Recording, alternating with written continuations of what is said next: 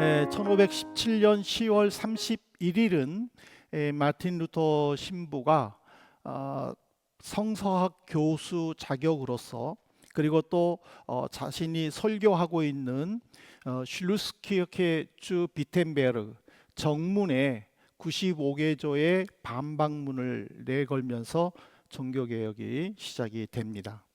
그가 던진 그 핵심 질문은 사람은 무엇으로 의롭게 되는가에입니다. 근데 이 루터의 이 질문의 답은 이미 바울은 이렇게 대답을 합니다. 은혜와 믿음, 그리고 하나님께서 일하심, 이것이 구원의 본질이다라고 설명을 합니다. 그래서 이제 루터는 이곳에서 답을 얻고 종교개혁의 그 진리를 밝히는데, 종교개혁의 핵심은요, 이 말입니다. 구원은 오직 은혜와 믿음으로만 얻어진다. 이는 전적으로 하나님의 은혜의 선물에 의한 것으로 이 은혜에 우리는 자랑할 것이 하나도 없다. 왜냐하면 우리의 선한 행위로 구원받은 것이 아니기 때문이다. 루터가 이 종교개혁을 일으키면서 이 구원은 하나님의 선물이다라고 밝힐 수 있는 것은 바로 바울이 에베소서 교회에 보낸 편지 2장 8절과 9절에 나온 말입니다. 에베소서 2장 8절과 9절은요, 이렇게 구원에 대해서 말합니다. 너희는 그 은혜에 의하여 믿음으로 말미암아 구원을 받았으니 이것은 너희에게서 난 것이 아니요 하나님의 선물이라. 행위에서 난 것이 아니니 이는 누구든지 자랑하지 못하게 함이라. 바로 이 8절과 9절은 7절에 예수 그리스도에 대한 하나님의 지극히 풍성한 은혜를 강조한 것입니다. 그래서 8절 시작을 헬라어 원문에는 왜냐하면 이라면 시작하면서 구원을 얻기 위한 인간의 행위가 전혀 필요 없다라는 것을 강조를 했습니다. 그래서 이 본문을 통해서 주님은 우리에게 세 가지 진리를 교훈해 주시는데, 첫 번째 진리는 구원은 하나님의 선물이다라는 사실입니다. 바울은 내가 왜 예수를 믿게 되었을까? 왜 하나님은 나를 사역자로 세우셨을까? 왜냐하면 바울은 그 전까지는 예수 믿는 사람들을 핍박했어요. 그리고 그 전까지는 예수 믿는 교인들을 붙잡아서 핍박하고 나는 예수 안 믿겠다라고 말하도록 고문까지 한 그런 사람이었어요. 그런데 왜 내가 예수를 믿게 됐지? 왜 내가 사역자가 됐지? 그게 궁금한 거예요. 그래서 그는 자기가 율법을 연구했었기 때문에 그 율법 안에서 내가 왜 구원받았는지를 알고 싶었어요. 그래서 율법을 공부했어요. 근데 율법을 공부하면 공부할수록 율법은 자꾸 자기에게 너는 죄인이다라고 자꾸 이야기하는 거예요. 나는 구원받았는데 왜 죄인이지? 거기에 더 이상 나는 이 율법에서 내가 구원받았다는 것을 찾을 수가 없구나. 그리고는 율법을 포기하고 구약의 선지자들이 말하는 내용을 공부하기를 시작합니다. 그 선지자들이 말하는 내용을 공부하면서 유대교로 있다가 부활하신 예수님을 믿고 예수님의 제자가 되기로 결심한 그 사람들을 만나면서 교제를 하게 되죠.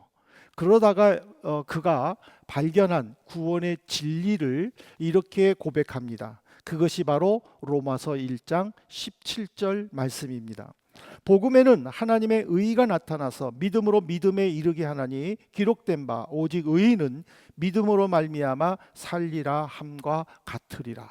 사람은 죄인이기 때문에 절대 의로운 존재가 될 수 없다라는 거예요. 그렇지만은 구원받을 수 있는 한 가지는 예수님께서 행하시는 일을 믿고 예수님이 내 구원자임을 고백하는 순간 구원은 나타나고, 그리고 하나님의 의가 나타난다라는 거예요. 그렇지만은 이 고백은 내 의지가 아니라 하나님의 은혜라는 사실. 그래서 그 하나님의 은혜는 선물이다라고 지금 강조한 거예요. 그래서 에베소서 2장 7절에 그 은혜의 지극히 풍성하심이다라고 7절에서 말하는 것도 바로 예수님의 사랑, 그 그리스도를 포기하기까지 인간을 향한 그 하나님의 자비를 강조한 것입니다. 18세기의 그 바로크 음악의 완성자로 음악사에서 널리 평가받는 요한 세바스찬 바흐가 있죠. 그는 이 음악으로 설교하는 신학자라고 독일 국가교회에서 인정받을 정도로 자기 신앙의 그 확고함을 음악에 담은 대표적인 작곡가입니다. 아마 음악 공부하시는 많은 분들은 이거를 아실 텐데, 근데 루터에게 감동을 받은 이 바흐는요, 자기가 그 작곡을 시작할 때에 이 라틴어로 JJ, 라틴어로 이수스 유바라는 예수여 도와주소서라는 것을 악보 맨 위쪽에다가 JJ를 썼다고 합니다. 그리고는 이제 그 곡을 완성을 하면 SDG, 솔리데오 글로리아, 오직 주께 영광이라는 것을 악보 맨 마지막 밑쪽에다가 기록했다고 전해집니다. 그가 각 곡을 처음 시작할 때와 그리고 곡을 마쳤을 때에 JJ와 SDG를 기록한 이유는 뭐냐면, 이거는 예술의 차원을 넘어서 하나님이 나를 구원해 주신 것에 대한 그 구원의 감격을 이 음악으로 표현하고 하나님께 영광 돌리기 위함이었다라는 사실이죠. 이 바흐의 이 모습을 통해서 정말 구원받은 자의 그 회복이 무엇인가를 우리에게 가르쳐 주지 않나, 그렇게 생각을 합니다. 오늘 우리는 종교개혁 주일 예배를 드리죠. 우리가 경배와 찬양을 드렸습니다. 그렇지만은 이 예배 중에 이 찬양과 경배 속에서 하나님이 왜 나를 구원해 주셨는지, 하나님이 구원하신 나를 통해서 무엇을 이루실는지, 그 하나님의 계획에 대해서 묵상하면서 주님의 영광을 위해 살겠다라고 다짐할 때에 우리에게 그 구원의 은혜가 다가올 줄로 믿습니다. 근데 이와 반대로 교회 생활을 열심히 했다고, 아니면은 내가 오랜 세월 동안 예수님을 믿고 교회에서 열심히 봉사도 하고 다른 성도들에게 인정받았다고, 그러면서도 구원에 대한 확신이 없다면은 그 신앙은 껍데기 신앙에 불과할 것입니다. 이거는 구원이라는 것은요, 믿음의 양이 아니라 믿음의 본질이라는 거죠. 믿음의 본질이라는 것은 하나님이 나를 왜 구원해 주셨는지, 하나님이 나를 향한 계획이 무엇인지 그것을 믿고 하나님의 은혜에 힘을 입어서 고백할 때에 구원의 확신이 나타난다는 것이죠. 그것을 잘 보여주는 것이 누가복음 18장 내용이에요. 누가복음 18장 18절부터 30절에 보면은요, 그 부자 관원이면서 청년이 이 구원에 관심을 가지고 예수님께 질문하는 내용이죠. 그때에 그 청년은요, 예수님께 이렇게 말합니다. 선한 선생님이여, 내가 어떻게 해야 구원을 얻습니까? 그때에 예수님은, 선한 선생님은 오직 한 분 하나님이시다. 그러나 너가 구원을 얻고 싶으면 율법을 지켜라. 그런데 그 청년이 자신 있게 얘기하잖아요. 나는 어렸을 때부터 율법을 다 지켰습니다. 근데 예수님은 이렇게 말씀하십니다. 근데 한 가지 부족하구나. 내가 가지고 있는 것을 다 팔아 가난한 사람들에게 구제하고 너는 나를 따라라. 그때의 그 청년은, 자신 있게 말했던 그 청년은 팔고 따르라고 하는 희생과 헌신을 요구하신 예수님의 말에 깊은 절망감과 근심을 갖고 예수님을 떠났다라고 기록됩니다. 그리고 주님은 이렇게 말씀하십니다. 떠나는 그 청년을 바라보면서 주변에 있는 사람들에게 구원은 하나님의 선물이다. 구원받고 싶다고 아무나 구원받는 것이 아니다라는 거예요. 율법을 다 지켰다고 구원 얻는 것이 아니다라는 거예요. 하나님께서 원하시는 것이 무엇인지 그것을 분명히 깨닫고 고백하는 자가 진정한 구원을 받는 자다라는 것을 우리에게 가르쳐 줍니다. 그러므로 우리는 이 종교개혁주의를 지키면서 어떤 개인적인 열정이나 열심, 이런 신앙적인 행위보다는 정말 하나님께서 원하시는 것이 무엇인가, 그리고 하나님이 원하시는 믿음의 삶의 기준을 깨닫고 말씀에 순종하는 그런 믿음의 모습이 우리에게 있어야 될 줄로 믿습니다. 두 번째로 주님께서 우리에게 주신 진리는, 구원은 믿음으로 얻어진다라는 사실입니다. 바울은요, 구원은 하나님의 선물로 이 선물을 얻을 수 있는 것은 믿음밖에 없다라고 에베소서에서 분명히 말씀했습니다. 근데 이 정의가 중요한 것은요, 어느 시대를 막론하고 내가 무엇인가를 해야만 구원받을 수 있다라고 생각하는 사람들이 많다라는 거죠. 그리고 교회는 그것을 이용하기 시작하면서부터 교회의 거룩함이 상실했다라는 사실이에요.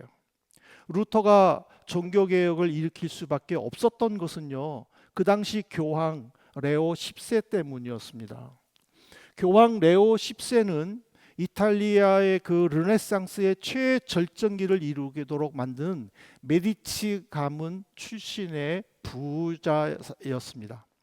그는 교황이 되면서 메디치 가문의 그 많은 재정을 후원받아서 성 베드로 성당을 건축할, 굉장히 화려하게 건축할 결심을 하지요. 하지만은 그의 그 사치스러운 생활과 호화로운 삶 때문에 교황청의 금고는 점점 바닥이 나기 시작을 합니다. 그렇지만은 돈이 부족하다고 성당 건축을 또 미루거나 멈출 수는 없는 상황이었죠. 그래서 레오 10세가 만든 아이디어가 면죄부를 판매해야 되겠구나. 그래서 이 면죄부를 통해서 성당 건축 재정을 충당해야 되겠구나라고 생각을 한 거예요. 그리고 독일 사람으로서 도미니크 수도원 소속인 요한 테체를 면죄부 판매의 총 책임자로 임명을 합니다. 테첼은 독일 전역을 다니면서 독일 평민들에게, 귀족들에게 이렇게 설교를 합니다. 당신의 동전이 헌금함에 떨어지는 순간 당신의 부모나 친척의 영혼이 연옥에서 천국으로 올라간다. 기독교는 죽음과 동시에 예수 믿는 사람은 천국으로, 예수 믿지 않는 사람은 지옥으로. 그렇지만은 가톨릭은요, 천주교는 연옥 교리를 만들어서 예수님이 오실 때에 모든 사람들이 다 천국에 가지만 그 안에 조금 믿음이 연약한 사람들은 연옥이라는 곳에 있다. 그래서 후손들이 열심으로 섬기고 기도하고 봉사하면 이 죽은 선조들이 천국에 올라갈 수 있다라는 그 교리를 가르쳤던 시대예요. 그러니까는 이 동전을 헌금함에 넣는 순간 조상들은 연옥에 있다가 천국 간다라고 이야기를 하는 거예요. 그러니까는 많은 사람들이 헌금을 할 수밖에 없죠. 근데 그것이 이제 그 테첼이 비텐베르그까지 온 거예요. 그리고 그 얘기를 하는 거예요. 그 이야기를 들은 마틴 루터는 이게 아니다라고 생각을 한 거예요. 교황이 어떻게 죄를 용서해 주느냐? 교황이 죄 용서할 수 있는 권한은 성경에 없다. 면죄부로 죄 사함을 받는 것은 복음의 변질을 훼손하는 것이다 라고 강력하게 반대를 하게 되죠. 결국 이 때문에 교황청으로부터 신부직을 박탈당합니다. 그리고 심지어 누구든지 마틴 루터를 죽이는 사람은 죄에 해당되지 않는다 라는 판결까지 내리게 됩니다. 루터가 이렇게 면죄부 판매를 강력하게 반대하는 것은요, 구원은 하나님의 선물이라는 사실이에요. 인간의 행위는 전혀 중요하지 않다라는 것을 강조하고 싶었던 것이에요. 그렇지만 대부분의 사람들은요, 내가 착하게 살면 되지 않아, 기도를 많이 하면 되지 않아, 헌금을 하고 전도에 열심을 내고 복음을 전파하면서 교회 부흥에 힘쓰면 나 구원받는 거 아니야? 또 심지어 주변 사람들에게 야, 예수 믿는 사람은 저렇게 해야 돼라고 인정받으면 구원받는 거 아니야? 라고 사람들은 생각하고 있다라는 사실이에요. 그렇지만 우리가 이 종교개혁주의를 지키면서 분명히 고백해야 될 것은 구원은 이런 믿음의 행위가 아니라는 거예요. 구원의 조건은 죄인이 나를 구원하기 위해 십자가에서 죽으셨다가 부활하신 예수님을 믿는 그 고백이 중요하다는 것을 우리는 깨달아야 된다는 사실이에요. 근데 교황청은 이 중요한 진리를 헌금해야만 구원 얻는다라고 변질시켜 버리는 신성모독 행위를 했다라는 사실이죠. 오늘 우리는 이 모습 속에서 나도 내 삶에서 내 믿음 속에서 신성모독하는 모습은 없나 살펴봐야 될 줄로 압니다. 하나님은 도저히 용서할 수 없는 우리를 용서하기 위해 예수 그리스도를 포기하셨지 않습니까? 그래서 누구든지 예수님을 메시아로 고백하는 사람들은 그의 죄를 용서해 주시고 구원시켜 주신다라고 선포하셨어요. 이 용서와 선물, 이거는 하나님이 우리에게 주시는 최고의 선물이라는 사실이죠.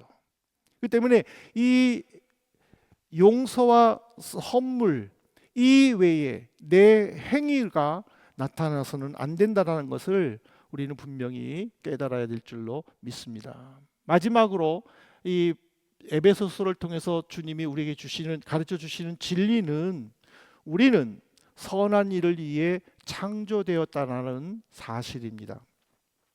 구원의 최종 결과에 대해서 바울 사도는 에베소서 2장 10절에서 이렇게 밝힙니다. 우리는 그가 만드신 바라 그리스도 예수 안에서 선한 일을 위하여 지으심을 받은 자니 이 일은 하나님이 전에 예비하사 우리로 그 가운데서 행하게 하려 하심이라. 내가 구원받은 것에 대해서 자랑할 필요가 없는 것은 개인의 업적이 아니라 하나님의 재창조 사역이라는 사실이에요. 그래서 바울은 만드신 바다라고 표현을 했어요. 이 만드신 바다라는 것은 하나님의 창조 사역을 의미하는 거예요. 이게 무슨 말이냐? 하나님은 아담을 만들 때에 당신의 형상대로 만들었죠. 왜 하나님은 당신의 형상대로 사람을 만들었을까? 그것은 하나님이 만든 사람과 늘 교제하고 싶었던 거예요. 친구처럼 가깝게 지내고 싶었던 거예요. 근데 인간의 욕심의 결과로 죄가 이 세상에 들어온 거예요. 그 죄 때문에 의로우신 하나님은 우리와 가까워질 수가 없다라는 사실이죠.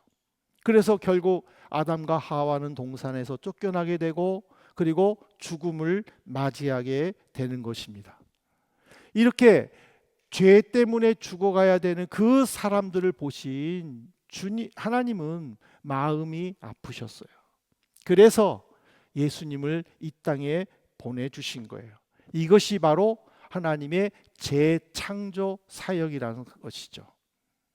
그래서 우리는 하나님의 은혜로 인하여 거듭났을 때, 즉 구원받았을 때에 우리 역시 하나님이 처음 인간 아담을 만드셨을 때의 그 계획대로 우리는 거룩한 삶을 살아 하나님과 날마다 친구처럼 교제를 나눠야 한다라는 사실이에요. 그래서 바울은 선한 일이다라고 이야기를 하는 거예요. 이 선한 일은 내가 해야 되겠다 결단해서 할 수 있는 일이 아니라는 거예요. 왜냐하면 우리는 늘 나는 이렇게 살아야지, 이렇게 해야지 계획하면서도 그래 내일부터 해야지 하는 것이 우리예요. 이 때문에 내 의지로 될 수 있는 것이 아니라 이거는 성령의 도우심으로 할 수밖에 없다라는 거예요. 제가 여기서 하나님 이 예배를 도와주셔야 됩니다. 하나님 내가 이 예배 속에서 하나님의 도우심을 느껴야 됩니다 라고 기도했을 때에 갑자기 떠오르는 말이 뭔지 아십니까? 너가 다른 곳에서 예배 드릴 때도 똑같이 하나님 이 예배를 도와주십시오 라고 기도할 수 있느냐라는 거예요.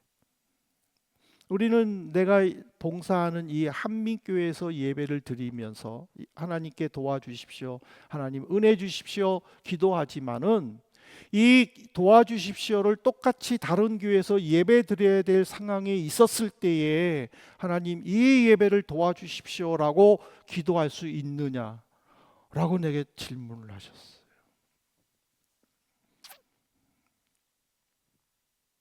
예배는요, 내가 드려야 되겠다라는 의지를 가지고 여기에 온 게 아니라는 사실이에요.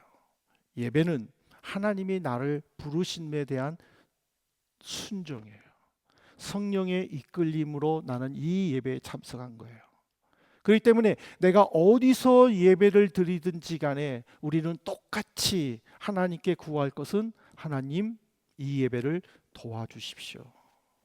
하나님 이 예배 속에서 하나님의 임재를 느끼게 해주십시오 라고 우리는 기도해야 돼요. 왜? 그것이 하나님의 재창조 사역이기 때문입니다. 근데 이 귀한 진리를 교황청에서는요 면죄부로 바꿔버린 거예요. 그래서 수많은 선량한 사람들은요, 백성들은요, 내가 헌금하지 않으면은 불효자가 되는 거예요. 왜? 헌금하면은 내 죽은 조상이 천국 갈 수 있는데 이것을 행하지 아니함으로 내 다른 사람의 조상들은 천국 가는데 내 조상들은 아직도 연옥에 갇혀 있어야만 되는가라는 그 연민의 정을 느끼게 하기 때문이라는 것이죠. 그래서 루터는 강력하게 반대를 하게 되고 반대하다가 결국에는 신부직을 면직당하기도 합니다. 그렇지만은 그는 이런 고백을 합니다. 내가 이 종교개혁을 했다고 이로 인해 나는 구원받지 않는다. 그러므로 나를 너무 기념하지도 말고 묘비도 개혁자의 삶으로서 간소하게 만들어 달라라고 부탁했다는 말이 전해지기도 합니다. 사랑하는 성도 여러분, 루터는 바울의 가르침에 충실하게 살았습니다. 바울은 이런 고백을 했죠. 나는 예수 믿는 사람을 핍박한 사람이다. 근데 왜 하나님은 나를 값없이 구원을 시켜주셨을까? 그래서 나는 그 하나님의 은혜에 순종하기 위해 나는 이방인의 사도가 되기로 결심했다라고 간증을 합니다. 그 간증에 영향을 받은 루터도 교황청의 박해에도 흔들림이 없이 종교개혁 3대 정신을 외치죠. 오직 은혜, 오직 믿음, 오직 성경. 이 오직 은혜, 오직 믿음, 오직 성경 이것을 외치면서 오직 주님께만 영광이라고 외치고 종교개혁 속에서도 박해 속에서도 또 어려움 가운데서도 그는 흔들리지 않았습니다. 오늘 우리가 이 종교개혁 주일 예배를 드리면서 우리는 루터처럼 이제 응답해야 됩니다. 이 종교개혁 주일은요 내년에도 반드시 옵니다. 예수님 오실 때까지 이 종교개혁 주일은 계속 보존되어 지켜질 것입니다. 10월 31일에는 독일에 있는 많은 교회들이 종교개혁 예배를 준비 중에 있습니다. 그렇지만 문제는 뭐냐면 이 개혁주일 이 기념 예배에 내가 어떤 결단을 해야 될 것인가를 우리는 고민해 봐야 될 것입니다. 그냥 기념 예배로 인식하고 넘어갈 건가? 아니면 하나님의 은혜에 감사하여 구원받은 자로서 하나님의 은혜를 위해 내가 순종하는 믿음의 삶을 살 것인가? 구원의 본질은 은혜로 받은 하나님의 선물이다라는 이 한 가지 진리를 우리는 마음에 새겨야 한다는 사실입니다. 내가 이 자리에 하나님의 자녀로서 사는 것, 그리고 이 예배를 하나님께 드리는 것은 하나님의 은혜라는 사실이죠. 그 하나님의 은혜를 우리가 깨달는다면 매일 매 순간 하나님의 은혜를 되새기면서 믿음으로 구원받음에 우리는 감사해야 될 것입니다. 그런 감사의 삶이 이제는 우리를 거룩하고 경건한 삶으로 인도한다라는 사실이죠. 그래서 저는 우리 한민의 모든 성도님들이 정말 이 오늘 종교개혁주일 예배를 드리면서 다시 한번 그 믿음에 대해서, 구원에 대해서 한번 고민해보고 내가 어떻게 하나님의 자녀로서 살 것인지 바울처럼 루터처럼 결단할 수 있기를 소망합니다. 그래서 매일매일의 삶, 매 주일의 예배가 하나님께 은혜를 간구하는, 하나님의 도우심을 체험하는, 그래서 내가 어느 곳에 있든지 그 자리가 하나님의 자녀의 삶의 자리임을 고백하고, 그리고 그 자리가 풍성한 은혜로 다른 사람들에게까지 구원의 강물이 흘러가도록 우리가 믿음의 본분을 지키는 그런 구원받은 자의 삶이 되기를 주님의 이름으로 축복합니다.